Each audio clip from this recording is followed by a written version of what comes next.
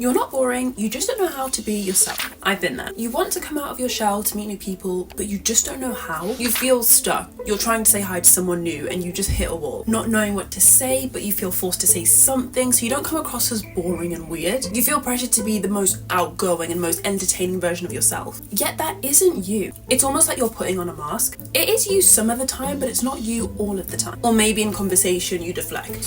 What about you? What do you think? What are you doing this weekend? But the truth is, you're not boring. You just have nothing to say. This was me for the longest time. I was the most socially awkward, introverted person, would happily sit in the corner of the room, not saying anything. To now me, I've accidentally become an extrovert, and I've learned a lot about coming out of your shell and a lot about social confidence. And for a lot of us in this position, I've come to learn that you're not actually boring, you're just hiding your personality.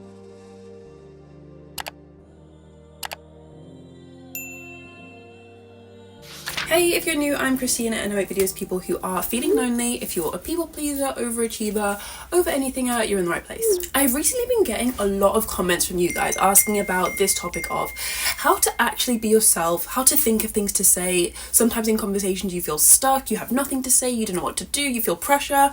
And honestly, I resonate so much with these comments because this was literally me. And I feel like I've come a long way. I used to be the person that would happily just sit in my room on my phone, getting work done, trying to be productive and cover up the fact that I don't have a social life with the fact that I'm being productive and getting work done, to now someone who's very much an extrovert. I love spending time with other people, and if I spend too much time on my own, I actually get a bit itchy and aggy. I need to be around people. So I'm going to share everything that I know in this video. Starting off with, a super important thing that we need to clarify is the fact that having nothing to say is you putting pressure on yourself. For me, when I look back on those times when I had nothing to say and I'm in a group of people, I'm with a group of girls, I want to impress them, and I was forcing myself to say things and I didn't know what to say. It was me putting pressure on myself and almost me trying to perform. It's almost like if you imagine literally an actor in Broadway or in a movie and they're literally acting, and say they forget their lines, they're going to be stuck all of a sudden. They're going to freeze, they're going to not know what to say, and they're going to be scrambling in their head trying to think of their lines,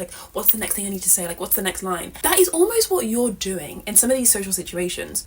There were so many times earlier on in university when I'd be in a group of 6 people. You know, when you're put together in a group and you have to work together on a project, people would always be brainstorming ideas and bouncing off ideas and so confident to talk, talking over each other. Meanwhile, I'll be there 40 minutes, 50 minutes have gone by and I've not said anything. In my head, I start to panic because I don't want to interrupt people. I don't want to talk over anyone. At the same time, everything that I would have said has already been said. I don't know what else to add. I don't want to talk for the sake of talking. I only want to talk and say something if it's really valuable. So then, an hour goes by and you're just sat there and people are looking at you why hasn't she spoken? That rhetoric of, I have nothing to say, I'm so boring, I'm not interesting, I'm not adding anything of value, that is all pressure on yourself. And that's all signals that you're trying to perform in this group that you're in. It might not be at university, maybe it's at your workplace, maybe it's with your family, maybe it's with the acquaintance group that you've got or the friendship group that you've got. Either way, if you ever feel like you are forcing yourself to say something or you're literally grasping at the back of your mind, what do I say? There's some sort of a performance going on. And I'm quite proud of myself because right now, as I think of myself right now at university, going to be graduating soon, I don't do that much anymore. The pressure to talk and the pressure to say funny, cool things and not be the person that's the quietest in the group. I don't have that pressure anymore. Literally yesterday, I was at the hospital on my placements, and I remember I was sat with the doctors. The doctors are so social on my placement right now. I noticed that after half an hour of having our lunch, talking, catching up on stuff, I wasn't talking very much.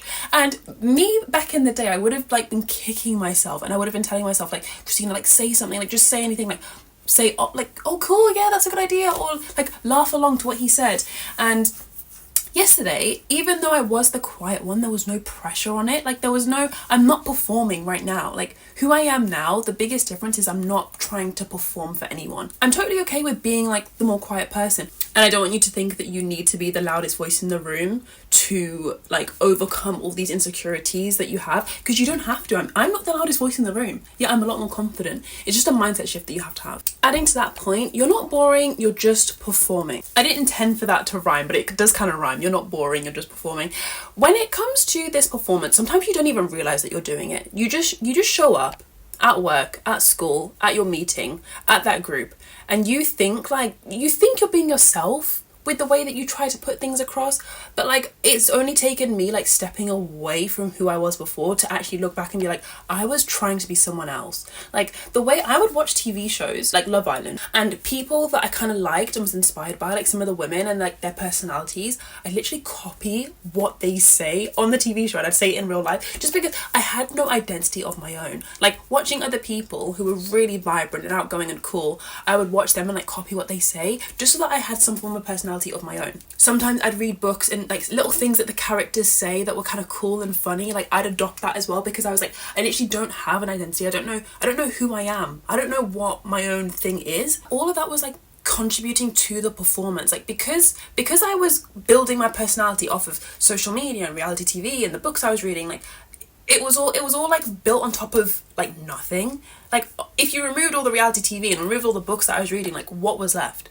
That's why I think sometimes I would feel stuck when I was talking to someone, like one-on-one or in a group. Like I would literally feel stuck because I was trying to think of what to say, like, or what would this person say, what would this character say? Like I wasn't thinking of like me, like what would I say? When it comes to performing, there's not one way that you might perform in social situations. Some people you might be a bit like me, and you might to try to say the right thing or like present yourself in the right way, whatever that means for you. Some people, it's like they overshare in a performance way. Like, you know, when some people are just oversharing really personal details, like sometimes that is an act to cover up and hide who they are internally. Other examples of performing could look like hiding your mistakes or weaknesses, pretending to be okay all the time, changing your personality depending on who you're around. That is also me. That was me a lot. We're gonna get onto that a little bit more, but I'm gonna carry on with the list. Acting like you don't feel negative emotions like anger, resentment, sadness, or regret.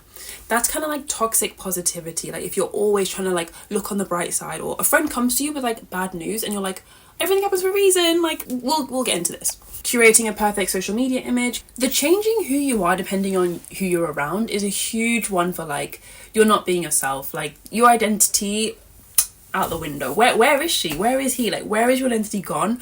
You're not being yourself. You're trying to be someone else, and the someone else that you're trying to be changes depending on who's in the room. I think I did that back in the day for an acceptance thing. I thought like I hate the word desperate, but like back in the day, looking back, I was desperate when it came to friendships. Like I just thought like I have to do anything. I have to open the door for people, smile as much as possible. Like, okay, she's really into Taylor Swift. Oh my God, I'm a Swiftie too. Like, I'm trying to rack my brain for all the Taylor Swift songs I know. Like, depending on who I was with, I would say I like different things. The reason why you feel boring is because you're not being yourself. Sometimes it can be really tough to know what yourself even is. Like if you are so used to changing who you are, like I used to call myself like a chameleon. Like I'd be different depending on all my different friendship groups and stuff, and I'd be a different person. Or if you don't actually have a genuine solid personality identity of your own, you're just changing all the things that you say based on like what you're reading, what you're consuming on social media. No wonder you're gonna feel boring. It's kind of like you're building a house on like no foundation. Like everything that you're saying and doing and how you're showing up is built off of literally nothing. Like there's no ground or base foundation to base it off of. And it's not to say that you have no foundation, it's more so you need to strip back on all the superficial stuff that you're using to cover up and like dig a bit deeper, be like a bit of an archaeologist. Like go digging for the bones, go looking for the foundation, because it is there somewhere. It's just so covered up in other stuff that you literally feel suffocated almost. You don't know who you are beneath all of it. Something that I started doing a while ago which massively helped with this, I still do it now even though I feel like I've made a bunch of progress, is like I won't use social media until after lunchtime. Like if you wake up and the first thing that you do is go on Instagram or go on TikTok, like that is going to be a bad start to your day. Not only because you're going to be productive and you've got 1 hour screen time and you've barely gotten out of bed, but also just because the morning really sets the tone for the day. I hate to be that person that's going to talk about morning routines, but like I've noticed that when I kind of get up, have a bit of water, do a quick workout, shower, and I'm ready, like I just have a better day. Like cut back on social media until after lunchtime. That is one thing. But then also, this one's a bit more extreme, but it's massively helped me. It's like I only listen to music and podcasts on the weekends. Like I do not listen to music and podcasts during the week, which I know is wild. And to be fair, for me, it was actually quite tough because I really enjoy listening to music and I really enjoy listening to podcasts as well. But one thing that I found was, again, like I was like copying some of the stuff I was listening to in the podcast, or like I used to listen to The Girls Bathroom quite a lot, and Anastasia Kingsnor's, Saffron Barker's podcast quite a lot. There was something, Diary of a CEO podcast. Like I'd listened to all these podcasts and I was learning and I was finding them like quite funny to like wind down in the evenings and stuff, but like I was using that as like the template for my personality. Like I wasn't being myself, and I had to spend like a couple of weeks, like even 1 week. I think after 1 week I really started to be like, oh, this is who I am. Like I had like thoughts were having, or like coming from deep in my mind that I wouldn't normally have. When you have a bit of a detox of like all your inputs, the music, the podcast, whatever it is that you listen to, when you detox that, you actually start to uncover like who you actually are. Something else you need to think about is, do you like the performative version of you? There's a reason why we all do it. Like I was thinking when I was planning this video, like what did I actually gain from performing?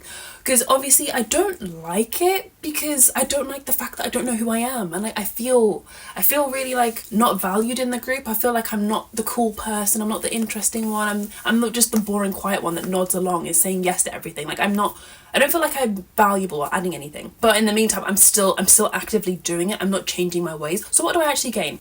To some extent, I think it's a bit of an escape. Like it's a bit of a relief knowing that I don't have to show up at this meeting. Christina's representative can show up. Christina, who's always got a smile on her face and is always really smiling, always really positive and thinking on the bright side, she can show up, but I don't have to show up. I don't have to actually talk about how I feel and the fact that I've had a bad day or I'm exhausted, I've had a long week. Like I don't have to be that version of me. I can be like the fake version. Another thing that I was thinking, like, what did I gain? Is that sometimes you won't be attacked. Like sometimes when you are the super nice, positive person, or maybe you're just the more quiet, reserved person that doesn't say very much, you're not going to get attacked. Like, you know, when you are a people pleaser or you are like more introverted, sometimes it's a bit of like a bullying shield, or like a shield from being attacked, a shield from being ridiculed. You don't consciously think that you're doing that, but like deep down, like, oh yeah, like of course, if you're a super nice person, like no one's gonna actually make fun of you. No one's gonna actually like have a go at your weird music taste. No one's gonna laugh at the fact that you like this really weird, interesting sort of anime. No one's gonna make fun of you if you don't share that. Which makes me think like this is probably why this sort of behavior is more common in people who have been bullied in the past or have been picked on. Because say, you know, in childhood or in high school, you do open up about this really weird manga magazine that you read, someone makes fun of you, then naturally you're going to hide that, and then you're never going to open up about that in the future. Maybe you then start to put your walls up and then put on a mask, pretend to be someone that you're not.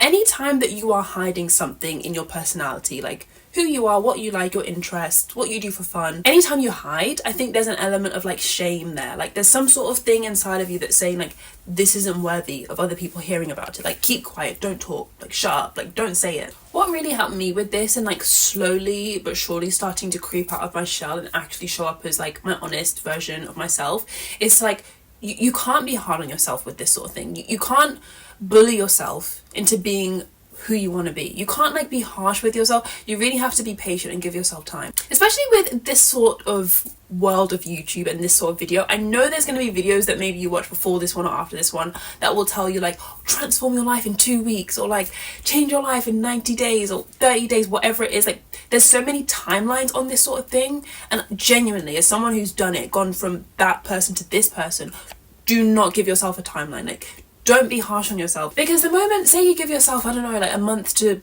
be more outgoing and glow up, it's inevitable in that journey that maybe you're making a bit of slower progress than you'd like, which is totally okay. But then you're gonna like kick yourself and be like, oh, I'm not doing it right, and I'm not good enough. I'm not like the girls on Pinterest. Like, why can't I just be more outgoing? Why can't I just? Do you know what I mean? And the tough thing about that is shame is what got you here in the first place. Like being ridiculed and picked on and shouted at got you here in the first place. Like don't do that to yourself. In this journey of slowly coming out of your shell, being who you want to be, being yourself, please be patient. Like there is absolutely no timeline. Do not put a timeline on it. Just trust that it will happen, and it will. I promise. If I can have this transformation, anyone can. Moving on, stop hiding the thing that you're so afraid of. The more and more that I'm on planet Earth, the more that I realize the thing that you're hiding is the thing that will set you free of your insecurities. Like if you're really scared to show up and mention to like your parents or your family some sort of interest that you want to have, you want to go down a certain career path, unconventional, maybe it's the arts, maybe it's acting, music, drama, you're too scared because it's a really conservative background and everyone's got like a really academic job, doctor, lawyer, engineer. But that heaviness that you have, or like the dread, say it's like a friendship thing, say it's not as serious, say it's like you show up in this friendship group, you're not really friends, you're more acquaintances, you know people, you can chat, you can have small talk, no one knows you like deeply, that situation, because I'm very familiar with that, when you are surrounded by people who know you on just a surface level but don't know you on a deeper level, the way that you get the thing that you want, deeper connections, true friendships, people who genuinely see you for you and like you for you, is like you do have to open up. You do have to be vulnerable. If going back to like the parent example, like you can go down that career path that they want you to do. You can be forced into going into medical school, I don't know, you can go into law school, but the feeling doesn't go away. Like you carry it, and I feel like the longer you go, the heavier it gets, and it just gets heavier and heavier and heavier. And it's the same with friendships. Like say you do have a yearning for, like, you do want to connect with people, you want more friends, you want to open up, you want people to see you. All this pretending and the performance, the actor who's saying their lines and all of a sudden forgets their lines, that's you. Like you have to stop that at some point, because it doesn't get easier, it gets harder. I do admire people that can literally just like speak their mind. Like I'm on the hospital I'm at right now, I'm with a doctor who's just so like such a cool person. Like they're so chatty, they just speak their mind, they don't hide anything, they're just so open and so vulnerable, not in an oversharing way, but just like they're an open book. And it makes me think like, this is a person I can trust. Like this person is so open, and I honestly I find this person really inspiring, because I think they're not hiding who they are. They are being wholly and entirely themselves. They're unapologetic about it. Like sometimes they're really quiet as well. I'm acting like this person's super loud. Sometimes they're quite quiet and they won't say anything. They'll just listen to the more senior doctors talk, and they'll kind of be a bit more quiet. Sometimes when we're having lunch, more chatty. There's no rule book for how you should be. You don't have to consistently be the same person in every room.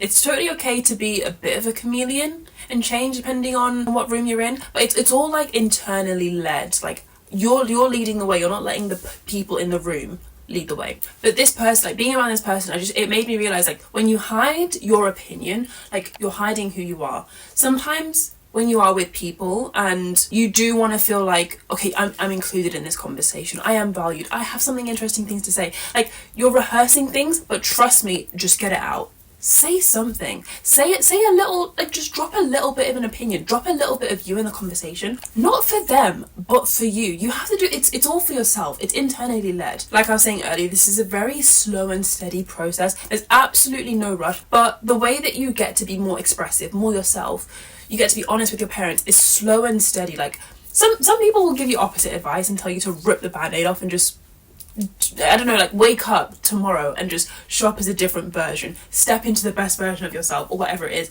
I'm more of a slow and steady person. Like next conversation you have, sprinkle a little bit of something. Maybe just hint at the fact that you want to do that arts degree. Maybe just drop in the conversation that you actually don't like Taylor Swift. Like you're going to be revealing more of yourself, and that's ultimately what you want. I've honestly realised, like, sometimes when it comes to lacking confidence in social situations, it's not anything about how talkative you are or how quiet you are. It's actually about how yourself you are. Because like I was saying earlier, I'm still quiet. I'm not a quiet person, but I can be quite quiet. But the reason I'm a lot more confident and I feel super happy with how I am, like I'm super happy and just chill with who I am, is because I feel like I'm being myself. I'm not pretending anymore. I'm not performing. For me in conversation, there's no like I have nothing to say. Like I'm just myself, because having nothing to say is like you're trying to think of the script and like you've forgotten what the script has, and like I don't know what to say. Like now, if there's a bit of a pause in the conversation or it goes a bit quiet, like that's never awkward for me because I just own it. The silence is only awkward if you decide that it is. Trust me, like it's not awkward if you like own it and like you're comfortable with it. As you start to be yourself, trust me, the confidence goes up. You don't have to be this extroverted, loud, outgoing person that you might think you need to be confident. You can be quite quiet. Like me, sometimes I'm still very quiet, but I'm myself. Another thing that's really important is sometimes when you are hiding your opinion, like you're hiding the fact that you like certain types of food, certain types of music, like you don't realize it, but you think that people will like you for your interests. If you say that you really like Thai food, you think that people are going to like you only because you like Thai food, when really I could love Thai food and be best friends with someone who hates Thai food, because I don't like them for their interest, I like them for who they are. Sometimes when it comes to friendships and relationships, people often have like a checklist. Like, you know, my friends need to be really into like running, and they need to be really into like the gym, working out, healthy food. That's all fine and that's all good, but honestly, you can have a great friend who hates running, who is not into fitness, who doesn't like self-improvement. Because when I think about it now, I don't actually have very many friends who are really into self-improvement. I'm not massively into it myself either, but like I don't have that checklist approach to friendships anymore, because genuinely my friends that I think of, I don't like them because I don't like them for their interests. I don't like them because they like the same music as me. I don't like them because we read the same books. I like them because I like who they are. Like, they're good people. They're kind, they're genuine.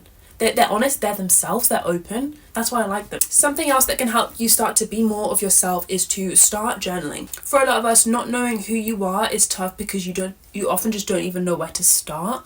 Journaling is a great place. You can journal kind of on paper, physically write things out, or you can journal on a laptop, you can journal on a phone. I do a bit of all of them. Sometimes if I'm like on the go, like I'm literally on the train, I'll journal on my phone, because journaling helps you uncover who you are, because it's kind of like I was saying earlier, you know, you've got the foundation, which is like non-existent but also buried in other stuff. Like, you're just copying stuff from social media and you're pretending to be something that you're not. So journaling helps you to sweep all of that away, but then also to kind of dig deeper and actually find your foundation. Because I feel like once you do start to find that foundation, find out who you are at the core, then you can start to sprinkle who you are into these conversations. You can slowly start to mention, like, you really want to travel to this country, or you really like these sorts of foods.